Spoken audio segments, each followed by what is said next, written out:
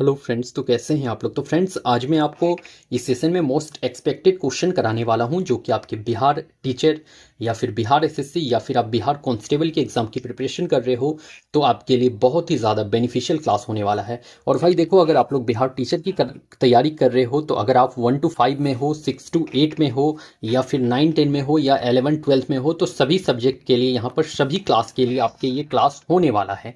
तो जिस क्लास में भी हो आप लोग, अगर प्राइमरी से लेकर के आप लोग अपर प्राइमरी लेवल तक की आप लोग तैयारी कर रहे हो या टीजीटी पीजीटी किसी की भी तैयारी कर रहे हो भाई, तो आपके लिए सेशन होने वाला है। तो आप लोग इस सेशन में ज़रूर ज्वाइन करना। यहाँ पर मैं आपको most expected question and PYQ यहाँ पर कराऊंगा। यहाँ पर आपको डिटेल डिस्कशन भी देखने को मिलेगा सभी क्वेश्चन का। तो ये सेशन आप लोग ज़रूर ज्वाइन करना। और भाई एक बार आप लोग भरोसा कर कर देखो मेरे पर, आप इस ज्ञान गंगा एडू सर पे भरोसा करके देखो, देखना आप लोग यार हमेशा भरोसा इस पे करते रहोगे कि हाँ, जो यहाँ पढ़ाया जाता है वो आपके एग्जाम में आता है और यहाँ से सेम टू सेम क्वेश्चन आपके एग्जाम में टैली भी करेंगे। और जो मैं यहाँ पर आपको डिटेल दूंगा उससे भी क्वेश्चन आपके एग्जाम में देखने को मिलेंगे, ये मैं श्योर कह देता हूँ। तो चलो भाई, मैं आप लोगों से डिस्कस कर लेता हूँ अपने क्वेश्चन यहाँ पर। और हमारा फर्स्ट क्वेश्चन है, इसमें पृष्ठ तनाव का उदाहरण है भाई। तो सरफेस टेंशन का एग्जाम्पल कौन सा है इसमें? पानी के बूंद का गोल होना, सुई का पानी में डूबना, पानी से निकलने पर ब्रश का आपस में चिपकना एक से अधिक। तो देखो, पृष्ठ तनाव का उदाहरण तो भाई पानी का बूंद का गोल होना, ये भी पृष्ठ तनाव के कारण होता है। सुई का पानी में डूबना, ये भी सरफेस टेंशन के कारण होता है। और पानी से निकलने पर ब्रश का आपस में चिपकना, ये भी सरफेस टेंशन के कारण। मतलब यहाँ पर करेक्ट आंसर आपका एक से अधिक होने वाला है, एक से अधिक। यहाँ पर मैं कुछ और एग्जाम्पल आपको दे देता हूँ सरफेस टेंशन के। एक आप लोग याद रख लेना, जो कैपिलरी एक्शन होता है, कैपिलरी कोशिका क्रिया जो होता है भाई, कैपिलरी एक्शन, वो भी आपके सरफेस टेंशन की वजह से होता है। कैपिलरी एक्शन, कैपिलरी एक्शन किसकी वजह से? तो सरफेस टेंशन की वजह से होता है कैपिलरी एक्शन। इसको भी ध्यान में जरूर रख लीजिएगा आप लोग, कैपिलरी एक्शन सरफेस टेंशन की वजह से होता है। और एक बात याद रख लेना, जहाज जो तैरता है भाई वो भी सरफेस टेंशन की वजह से होता है। जहाज का तैरना वो भी सरफेस टेंशन की वजह से होता है। इस बात को भी जरूर ध्यान रख लेना आप लोग। क्लोरोफिल में पाया जाता है, तो भाई क्लोरोफिल में सोडियम पाया जाता है? नहीं, मैग्नीशियम पाया जाता है क्लोरोफिल में। क्लोरोफिल में क्या पाया जाता है? तो मैग्नीशियम। और ये क्वेश्चन आपके बीपीएससी में पूछा गया क्वेश्चन था। ये क्वेश्चन आपके प्रीवियस ईयर क्वेश्चन से है और ये क्वेश्चन पूछा गया था। क्लोरोफिल में क्या पाया जाता है? तो मैग्नीशियम पाया जाता है, ध्यान में रख लेना। क्लोरोफिल के वजह से ही भाई जो आपका पेड़ पौधा का जो पत्ता होता है वो क्या होता है? तो हरा होता है। लीफ का रंग जो है हरा होगा, किसके वजह से? तो क्लोरोफिल के वजह से पत्तियों का रंग हरा होता है, क्लोरोफिल पिगमेंट के वजह से। इसको भी ध्यान में जरूर रख लीजिएगा आप लोग। अगर क्लोरोफिल की बात करी जाए भाई, तो ये सूर्य के प्रकाश का अवशोषण करता है। सूर्य प्रकाश का क्या करता है? तो सूर्य प्रकाश का अवशोषण करता है क्लोरोफिल। तो सूर्य प्रकाश का अवशोषण कौन करता है? तो क्लोरोफिल सूर्य के प्रकाश का अवशोषण करता है। क्लोरोफिल का डिस्कवरी किसने करा है? डिस्कवर किसके द्वारा करा गया है? खोज किसने करा है क्लोरोफिल का? बताओ तो आप लोग। तो भाई याद रख लेना, केवेंतु और पेलेटियर। किसने? केवेंतु एंड पेलेटियर, याद रख लेना। केवेंतु एंड पेलेटियर ने भाई आपके क्लोरोफिल का खोज कर रखा था, केवेंतु एंड पेलेटियर ने, याद रख लेना है। और क्लोरोफिल में मैग्नीशियम धातु पाया जाता है, ध्यान रख लेना है आपको। सजीव और निर्जीव के बीच की योजना कड़ी कहलाती है। तो भाई सजीव और निर्जीव के बीच की जो कनेक्टिंग लिंक है उसे क्या कहते हो? वायरस कहा जाता है। तो बिल्कुल करेक्ट, सजीव और निर्जीवों के बीच का जो कनेक्टिंग लिंक है उसे वायरस कहते हो। और वायरस की खोज किसने करी है भाई? तो वायरस की खोज इवानो वास्की ने करी है। किसने? इवानो वास्की ने वायरस की खोज करी है। वायरस की खोज किसने करी है? तो इवानो वास्की ने वायरस की खोज करी है। और भाई ये यूनिसेलुलर होता है। वायरस कैसा होता है? तो यूनिसेलुलर होता है, अकोशिकीय होता है। क्या होता है? सेलुलर होता है, यूनिसेलुलर होता है, अकोशिकीय होता है। अकोशिकीय होता है आपका वायरस। वायरस कैसा होता है? यूनिसेलुलर होता है, जिसे अकोशिकीय भी कह सकते हो, ठीक है। और ये सजीव और निर्जीवों के बीच का क्या है? कनेक्टिंग लिंक है, योजना कड़ी है। देखो ये जो है भाई, ये आपके सेल थ्योरी को फॉलो नहीं करता है। क्या नहीं करता है? तो सेल थ्योरी को फॉलो नहीं करता है। सेल थ्योरी मतलब क्या? कोशिका सिद्धांत। तो कोशिका सिद्धांत को ये फॉलो नहीं करता है वायरस। आपका आपसे ये क्वेश्चन पूछा जा सकता है कि कोशिका सिद्धांत को कौन फॉलो नहीं करता है? तो कोशिका सिद्धांत को फॉलो वायरस नहीं करता है, ध्यान में रख लीजिएगा। कोशिका सिद्धांत को फॉलो कौन नहीं करता है? तो कोशिका सिद्धांत को फॉलो वायरस नहीं करता है, आपको ध्यान में रख लेना है भाई। नारियल का बाहरी भाग बना होता है। तो देखो यहाँ पर क्या कह रखा है इन्होंने कि नारियल का बाहरी भाग, जो आप लोग छिलका देखते हो बाहर, नारियल का जो छिलका होता है भाई, ब्लैक कलर का छिलका, नारियल खाते हो ना जी, तो नारियल में जो छिलका होता है बाहर वाला, तो वो किस चीज का बना होता है, ये पूछा है आपसे। तो नारियल का जो छिलका होता है वो किसका बना होता है? कोलेनकाइमा का बना होता है? तो नहीं, पेरेनकाइमा नहीं, स्क्लेरेनकाइमा का बना होता है नारियल का छिलका। नारियल का छिलका किसका भाई? तो स्क्लेरेनकाइमा का नारियल का छिलका बना होता है। और बीज का जो बाहरी कवर होता है, बीज का जो बाहरी कवर होता है, बीज का जो बाहरी कवर होता है वो भी स्क्लेरेनकाइमा का ही बना होता है। इसको भी ध्यान में रख लेना, ठीक है। देखो स्क्लेरेनकाइमा जो होता है भाई, ये मृत कोशिका होता है। क्या होता है? तो ये मृत कोशिका होता है, मृत सेल होता है, डेड सेल होता है। ध्यान में रख लीजिएगा, ये मृत क्या होता है? सेल होता है।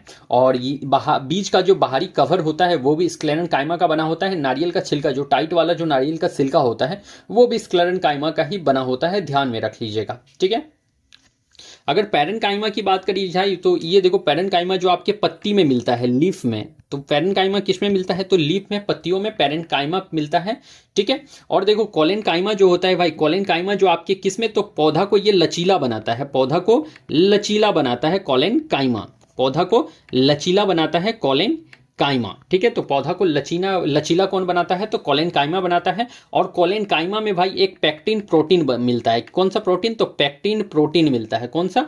तो पेक्टिन प्रोटीन किस में मिलता है? तो कोलेनकाइमा में मिलता है, जो कि आपके पौधा को लचीला बनाता है। ध्यान में रख लेना है। एक यहाँ पर मैं आपसे डिस्कस कर लेता हूँ जाइलम। तो जाइलम भाई क्या करता है? तो जाइलम जो है आपकी क्या करता है? तो वाटर का ट्रांसपोर्ट करता है। क्या करता है? वाटर ट्रांसपोर्ट करता है भाई आपका जाइलम, ठीक है। अगर फ्लोएम पूछ ले, फ्लोएम क्या करता है? तो फ्लोएम जो है भाई ये फूड, भोजन का ये ट्रांसपोर्ट करता है आपके भोजन का। किसका? तो भोजन का ट्रांसपोर्ट कौन करता है? तो फ्लोएम करता है। ध्यान में रख लीजिएगा। और जाइलम जो है वाटर का ट्रांसपोर्ट करता है, ठीक है, याद रख लेना है आपको। कोशिका का खोज किसने किया? तो भाई सेल की डिस्कवरी किसने करी है? बताओ आप लोग। सेल का डिस्कवरी रॉबर्ट हुक ने करा है, पुरकिंजे ने करा है, वाटसन एंड क्रिक ने करा है, एक से अधिक ने करा है। तो कोशिका सेल का खोज किसने करा है? तो रॉबर्ट हुक ने करा था भाई 1665 ईस्वी में करा था। कब? तो 1665 में इन्होंने खोज करा था आपका कोशिका का, सेल का। और भाई इन्होंने जो एक डेड सेल का खोज करा था, कौन से, किस टाइप के सेल का खोज करा था? तो मृत कोशिका का खोज करा था, डेड सेल का खोज किया था रॉबर्ट हुक ने। किसमें किया था डेड सेल का? तो वो बार्क में, जो आपका पेड़ का जो छिलका होता है ना भाई, बार्क, उसमें खोज करा था इन्होंने डेड सेल का, रॉबर्ट हुक ने 1665 ईस्वी में, ठीक है। अगर आपसे पूछ ले भाई कि जीवित कोशिका का खोज किसने करा था? जीवित कोशिका का खोज किसने करा? जीवित कोशिका भी तो पूछ कर, कोशिका, जीवित कोशिका का खोज किसने किया? देखो अगर कोशिका पूछ ले सिंपल कि कोशिका का खोज किसने किया, तो रॉबर्ट हुक के साथ जाना है। सबसे पहले इन्होंने करा था, रॉबर्ट हुक ने करा था 1665 में, और इन्होंने मृत कोशिका का खोज करा था रॉबर्ट हुक ने, ठीक है। पहली बात क्लियर हो गई। अगर आपसे पूछ ले भाई कि जीवित कोशिका का खोज किसने करा है, तो आपको जाना है किसके साथ? तो लीवेन हुक के साथ, लीवेन हुक के साथ जाना है। जीवित कोशिका का खोज किसने करा है? तो लीवेन हुक ने करा था। और भाई इन्होंने ही, लीवेन हुक ने ही साइनोबैक्टीरिया का भी खोज करा था, साइनोबैक्टीरिया का भी खोज करा था। इस बात को भी इसके साथ लिंक करके याद रख लेना। तो जीवित कोशिका पूछ ले अगर, तो लीवेन हुक, और अगर सिंपल कोशिका पूछ ले तो रॉबर्ट हुक ने करा था। बट एक्चुअली जो रॉबर्ट हुक थे उन्होंने मृत कोशिका, डेड सेल का खोज करा है, पेड़ के बार्क में, छाल में करा था, ठीक है। अगर भाई पुरकिंजे साहब की बात करी जाए तो इन्होंने प्रोटोप्लाज्म शब्द का प्रयोग किया था, प्रोटोप्लाज्म शब्द का यूज करा था, प्रोटोप्लाज्म शब्द का सबसे पहले यूज करा था पुरकिंजे ने। वाटसन एंड क्रिक तो आप जानते ही हो, डीएनए का खोज करा था, वाटसन एंड क्रिक ने करा था डीएनए का खोज। ओके फ्रेंड्स, नेक्स्ट, अंग्रेजी शिक्षा के जनक। तो अंग्रेजी शिक्षा के जनक कौन थे बताओ?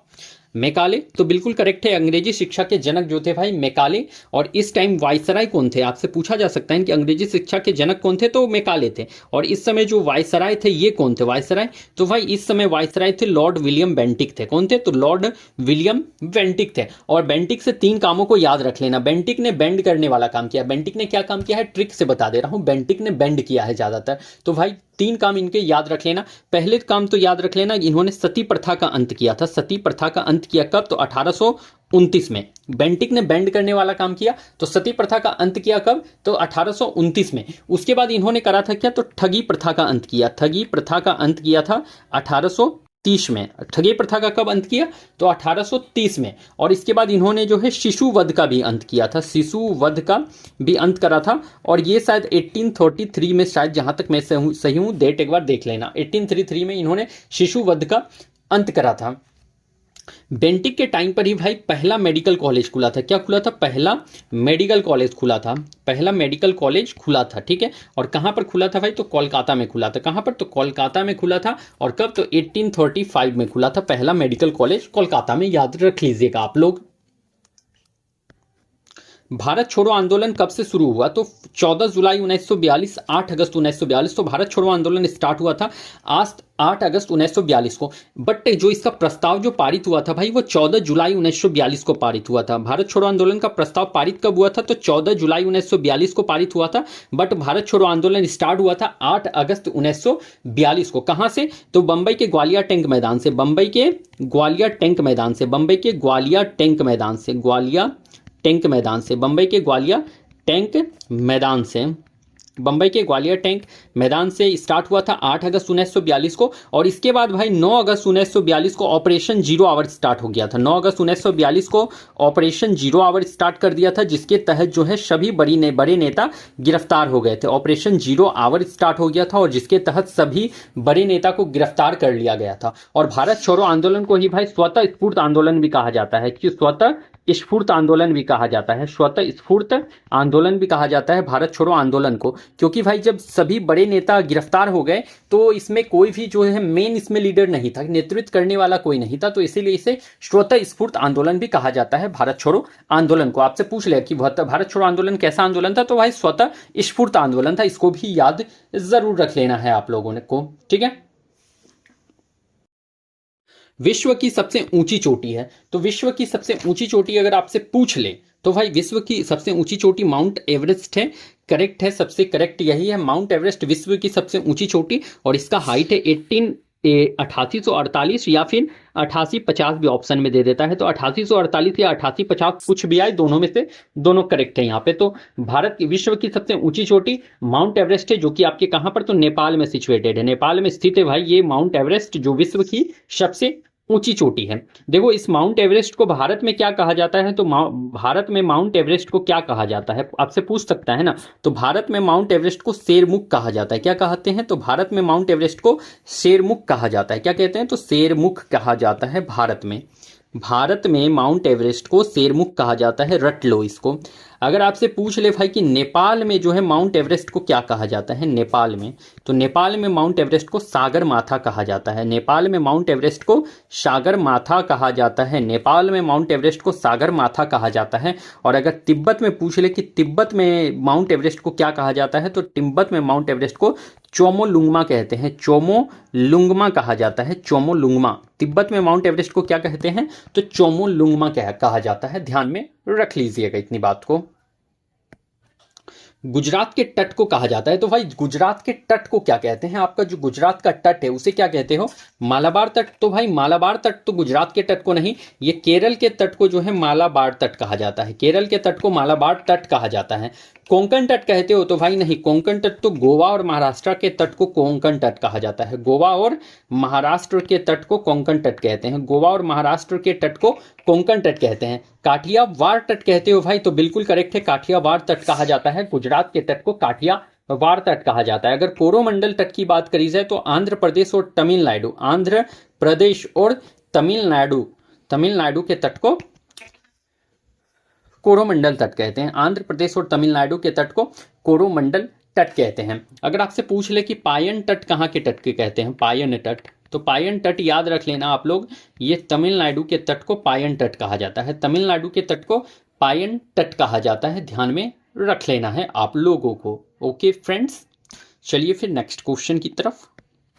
विश्व की सबसे गहरी झील है, और देखो भाई मैंने यहाँ पर डिटेल डिस्कशन आपके लिए प्रोवाइड करा है, तो आप लोग खुद देख सकते हो कि क्वेश्चन के साथ साथ हर एक ऑप्शन पे हम लोगों का दिमाग बना हुआ है, और मैं यहाँ पर आपको डिटेल डिस्कशन करा रहा हूँ। मतलब कि समझो ना कि बैच टाइप का ही यहाँ पर आपको सेशन कराया जा रहा है। आपने अगर बैच नहीं भी खरीदा है कहीं से, और अगर आप बस यहाँ पर यूट्यूब से भी कर लेते हो, तो आप जो है वहाँ पर अच्छे से मार्क्स स्कोर करके आओगे। कंफर्म करके आओगे अच्छे से मार्क्स। अगर बस मेरे यूट्यूब से भी पढ़ लेते हो ना तो बहुत ही अच्छा स्कोर करने वाले हो अपने एग्जाम में। ऐसा फील नहीं होगा कि यार आपने कुछ नहीं पढ़ रखा है, आप बहुत अच्छा मार्क्स वहाँ पर स्कोर करके आओगे अगर आपका बैच नहीं भी ले रखा है आप लोगों ने तो इसलिए सेशन को ज़रूर देखना। और अगर आप लोगों ने कहीं से भी बैच लेकर रखा है तो बैच तो पढ़ो ही, साथ में मेरे एमसीक्यू को भी उसमें ऐड करो, क्योंकि एमसीक्यू में आपको एक्सपेक्टेड क्वेश्चन कराता हूँ, मोस्ट इंपॉर्टेंट क्वेश्चन कराता हूँ और आपके पीवाईक्यू कराता हूँ, जो कि आपके देख लेना आपके एग्जाम में रिपीट होता हुआ भी दिखेगा, जरूर दिखेगा आपके एग्जाम में। यहाँ से क्वेश्चन तो डायरेक्ट टकराता हुआ दिखेगा,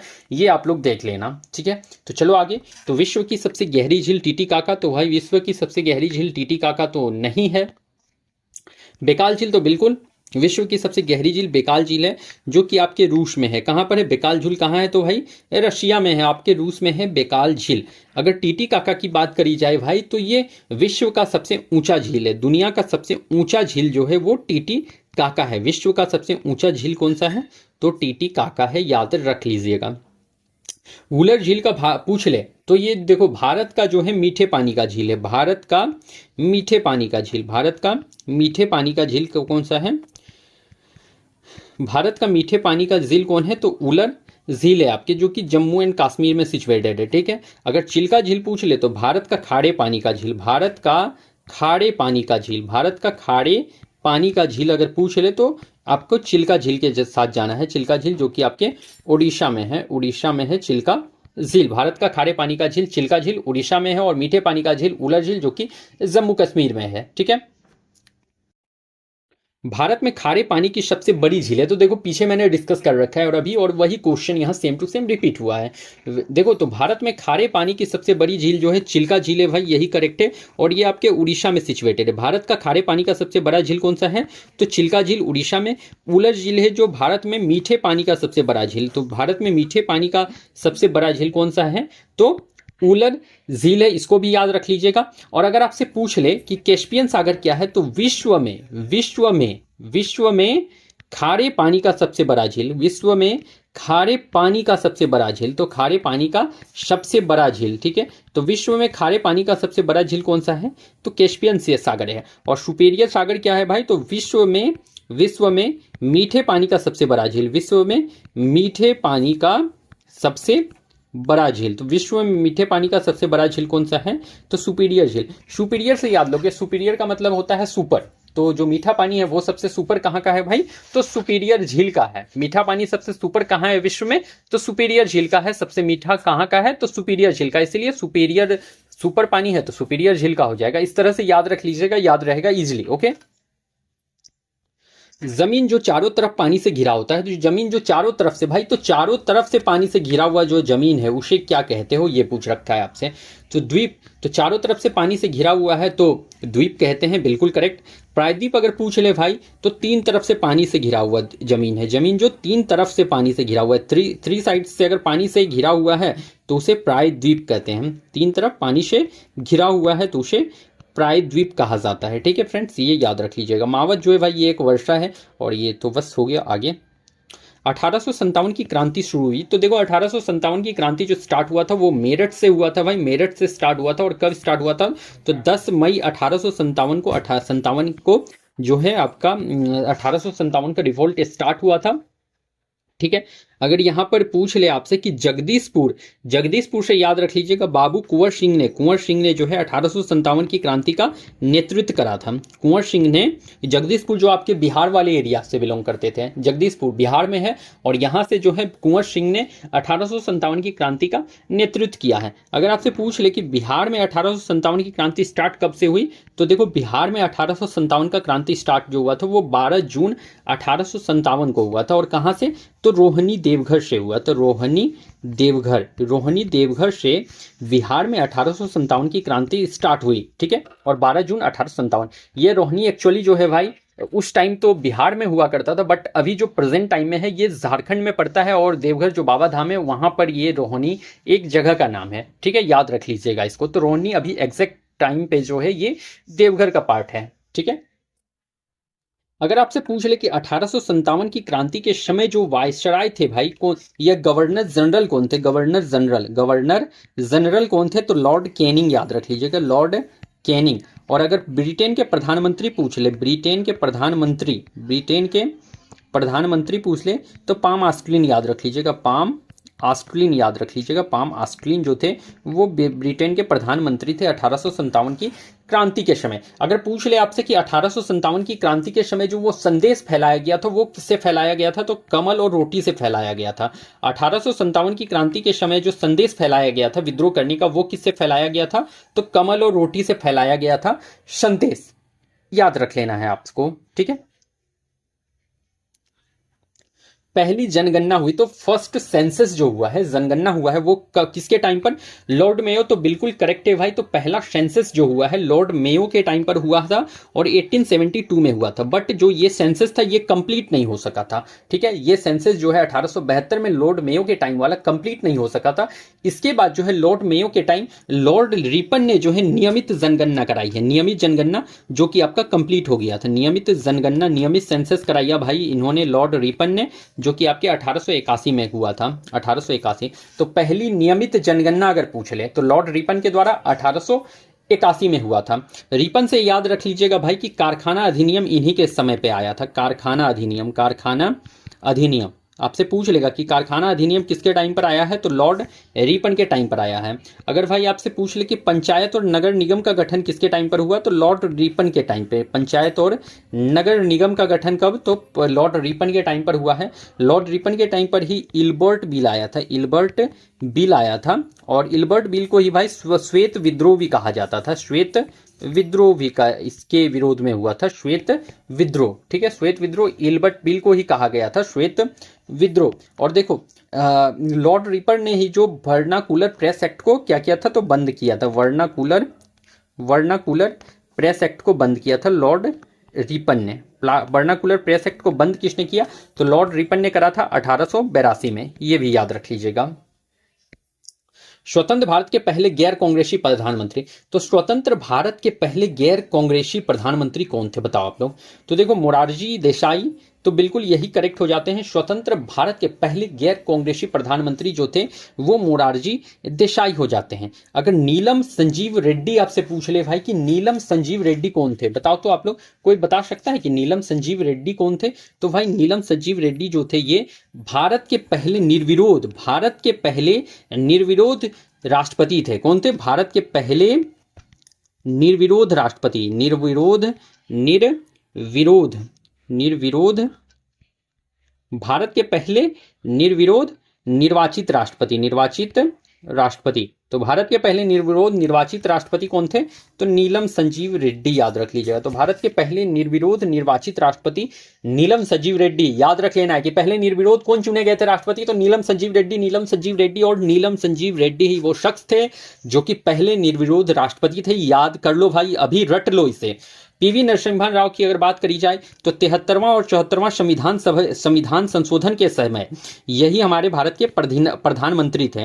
तो 73वां और 74वां संविधान संशोधन के समय भारत के प्रधानमंत्री पीवी नरसिम्हा राव थे। 73वां संविधान संशोधन है पंचायत का गठन और 74वां संविधान संशोधन है नगर निगम का गठन। 73वां संविधान संशोधन पंचायत का गठन और 74वां नगर निगम का गठन। इस समय पे संविधान संशोधन, इस समय जो हमारे प्रधानमंत्री थे पीवी नरसिम्हा राव थे, ठीक है। याद रख लीजिएगा। व्यक्तिगत सत्याग्रह के पहले सत्याग्रही थे, तो व्यक्तिगत सत्याग्रह के पहले सत्याग्रही जवाहरलाल नेहरू नहीं थे भाई, विनोबा भावे जो है व्यक्तिगत सत्याग्रह के पहले सत्याग्रही। और व्यक्तिगत सत्याग्रह जो स्टार्ट हुआ था ये कहां से हुआ था, तो पवनार महाराष्ट्र से हुआ था। कहां से, तो पवनार महाराष्ट्र से शुरू हुआ था। कब शुरू हुआ था, तो 17 अक्टूबर 1940 में स्टार्ट हुआ था महाराष्ट्र से।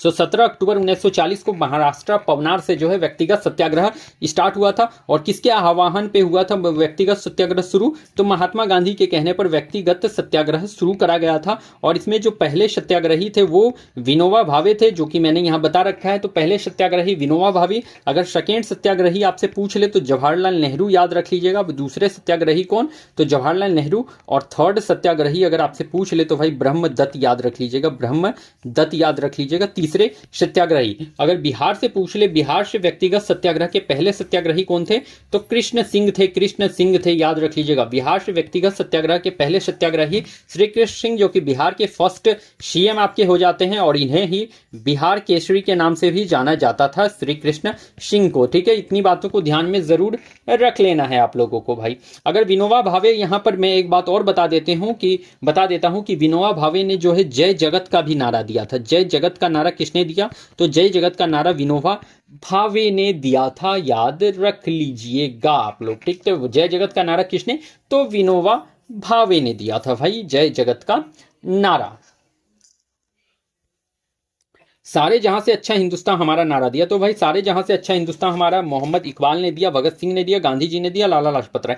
तो मोहम्मद इकबाल ने सारे जहां से अच्छा हिंदुस्तान हमारा नारा दिया था और इन्होंने ही तराने हिंद भी इन्होंने ही लिखा था भाई, तराने हिंद। और साथ में इन्होंने जो भाई इनकलाब जिंदाबाद भी इन्होंने लिखा था, इनकलाब जिंदाबाद किसने लिखा था? तो मोहम्मद इकबाल ने लिखा था। इनकलाब जिंदाबाद किसने लिखा?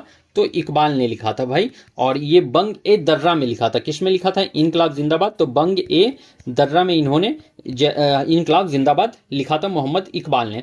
अगर भाई यहाँ पर देखो, गांधी जी ने जो है मरते समय जो है हे राम कहा था। हे राम का स्टेटमेंट किसने?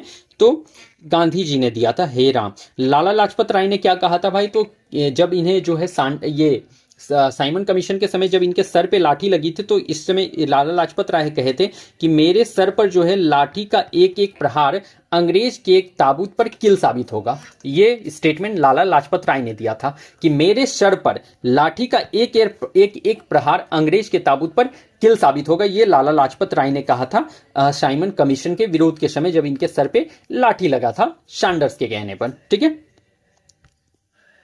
भारत में परमाणु परीक्षण कितनी बार हुआ है? तो भारत में परमाणु परीक्षण जो है भाई एक्चुअली ये 2 बार हो रखा है। और देखो, पहला परमाणु परीक्षण जो हुआ था ये 1974 में हुआ था। 1974 में जब प्रधानमंत्री आपकी इंदिरा गांधी हुआ करती थी, इंदिरा गांधी थी। ठीक है, तो 1974 में पहली बार हुआ था जब आपकी इंदिरा गांधी का समय था। दूसरा आपका परमाणु परीक्षण जो हुआ था वो 1998 में हुआ था। और ये कब? तो अटल बिहारी वाजपेयी के टाइम पर हुआ था। अटल बिहारी वाजपेयी के टाइम पर हुआ था दूसरा परमाणु परीक्षण 1998 में। ठीक है, पहला ज्ञानपीठ पुरस्कार मिला, तो पहला ज्ञानपीठ पुरस्कार जो मिला था शंकर कुरूप, तो बिल्कुल जी शंकर कुरूप को पहला ज्ञानपीठ पुरस्कार मिला। अगर महिला में पूछ ले कि महिला में पहला ज्ञानपीठ पुरस्कार किसे मिला है, तो आशा पूर्ण देवी, याद रख लीजिएगा। महिला में ज्ञानपीठ पुरस्कार किसे मिला पहला?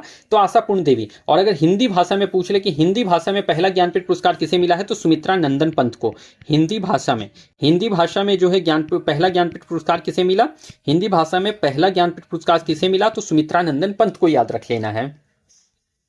सिंधु जल समझौता किनके किनके बीच हुआ? तो सिंधु जल समझौता।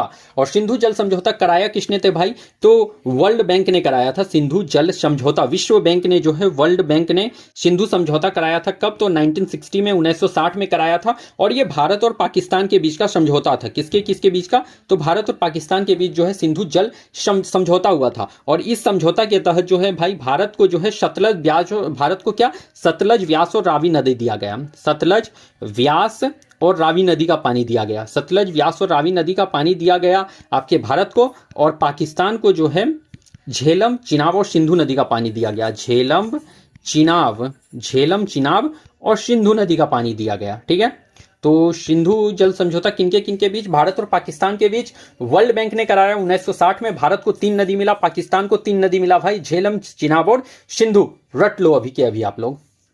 नेक्स्ट, लघु हिमालय को किस नाम से जानते हैं? तो भाई लघु हिमालय को जो है हिमाचल हिमालय के नाम से भी जाना जाता है। बिल्कुल करेक्ट है, हिमाचल के नाम से भी जाना जाता है। और इसे ही मध्य हिमालय भी कहा जाता है। लघु हिमालय को हिमाचल हिमालय या फिर मध्य हिमालय भी कहा जाता है। और देखो, इसी लघु हिमालय को जम्मू कश्मीर में जो है, जम्मू एंड कश्मीर में पीर पंजाल श्रेणी के नाम से जानते हैं। क्या? तो पीर पंजाल। इसी लघु हिमालय या हिमाचल हिमालय को जम्मू कश्मीर में पीर पंजाल श्रेणी के नाम से जानते हैं। पीर पंजाल श्रेणी के नाम से जानते हैं।